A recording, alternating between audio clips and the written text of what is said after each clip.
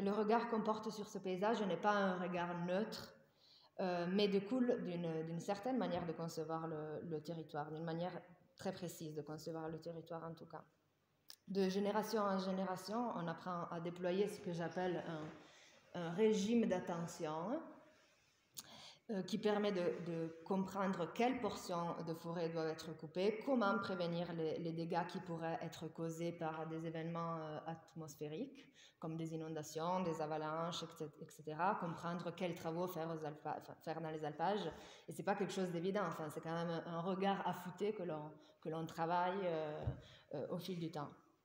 Donc, être ayant droit à plein titre signifie alors développer à la fois des connaissances théoriques, mais aussi des compétences techniques qui permettent d'interagir avec un certain milieu social, d'une part, mais aussi avec le milieu physique, l'environnement d'autre part.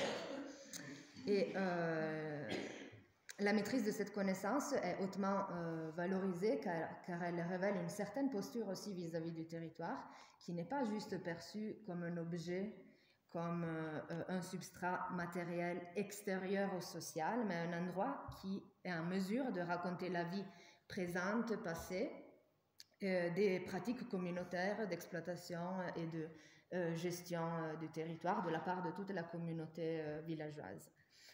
Et ça, c'est vraiment un élément transversal aux trois systèmes. Et c'est le fait qu'aujourd'hui, les ayants droit se sentent investis de cette responsabilité, selon leurs mots, de prendre soin du territoire et du paysage que ce territoire offre à voir.